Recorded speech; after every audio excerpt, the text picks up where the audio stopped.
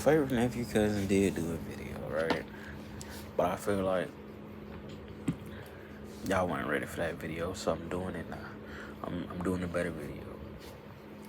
Let me thank God right now, cause let me put these glasses on. Alright, so I really want y'all to see.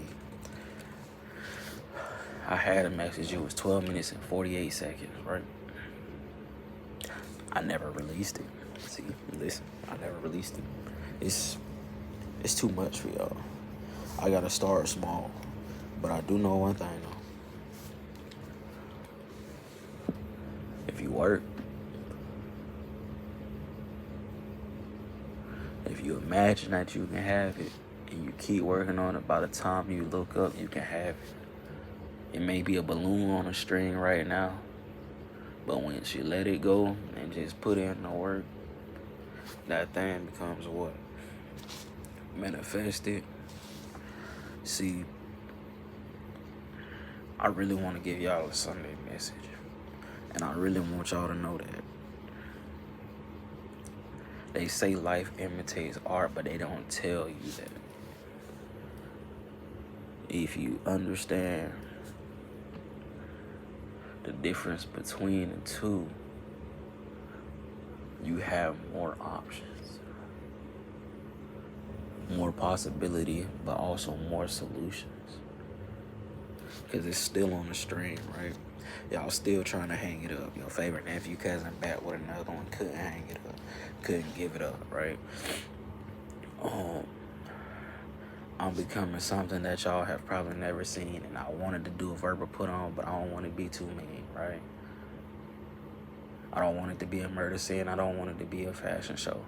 I want it to be something that's different that you never seen before, that he just really that cold. Like, oh my God, on my soul, why is he so cold, right?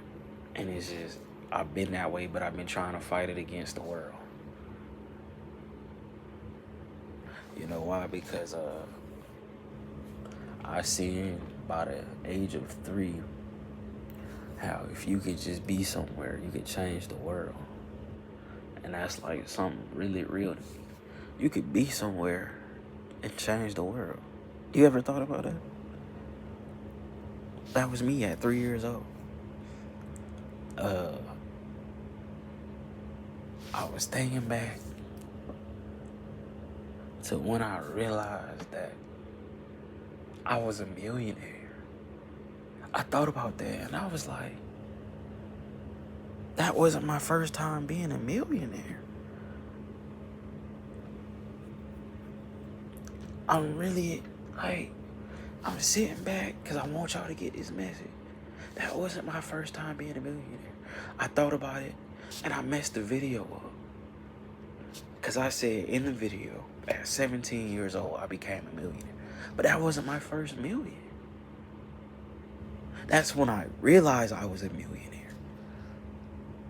Seriously. But I was already a millionaire, buddy. And it wasn't just my parents' money. We had lost a lot. But I made sure things happened. And I was at 13 years old. Because I'll never forget my favorite auntie. 3 minutes in, y'all gonna learn something. My favorite auntie, it was Thanksgiving or Christmas. I want to say it was Christmas. Me and my mom had just got a house, right? My auntie came in the room. She's my favorite auntie now. Came in the room. We been waiting on her. She ain't got to come talk to nobody else but me. She went in the room and said, I love what you done with the place. Seriously. She called me by my nickname. She was like, I love what you done with the place. How old are you right now? You right behind your cousin, right? I said, yes. She said, yes. By the time you're 15, if you keep where you at right now, you'll be a millionaire. But if you take your time, you'll be one at 17. And I told her, auntie,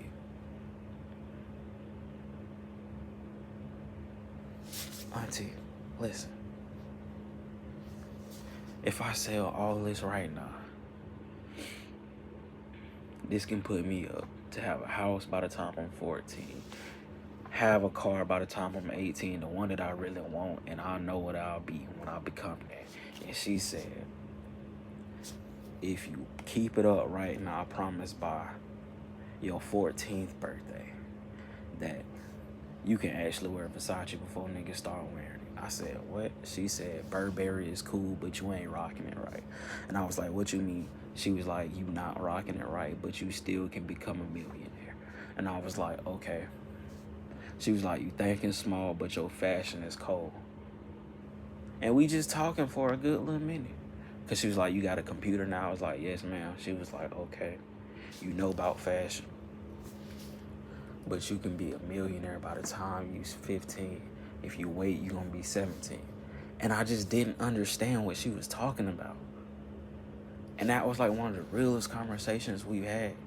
Because I remember one time I got an F on, all F's on my report card. Me and my cousin that, you know, that was her daughter, we was like this, right? Story time with y'all. We just got straight F's on our report card because we was just like, we don't give a fuck. We don't. We out here. And it's like when we did want to go to school, we weren't going. Something usually end up happening to where we need to take a test and we just missed that test. We was wilding. And she told us, y'all are too damn smart to be somebody's flunkies. Straight F's. Straight F's.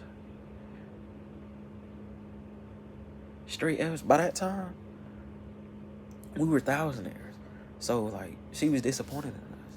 So, when we had that conversation, I was about 12 or 13. Yeah, I want to say I was 12 or 13. And we talked for a good 15 minutes about it. And then I realized, at that point, that it was possible. So, I started stacking.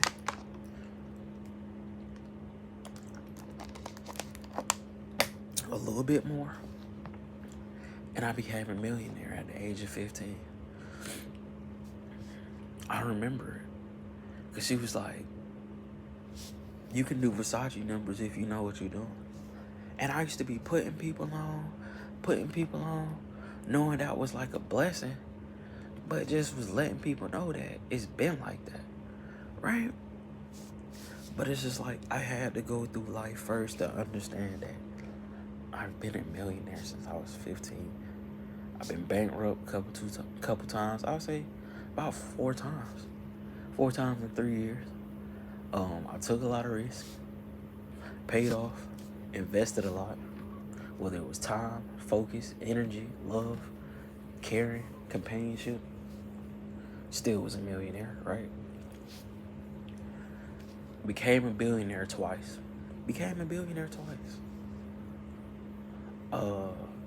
And I still have life to live. But I do remember that conversation. Me and my favorite auntie. We was sitting in the room. I'm talking about just got the Nautica sheets.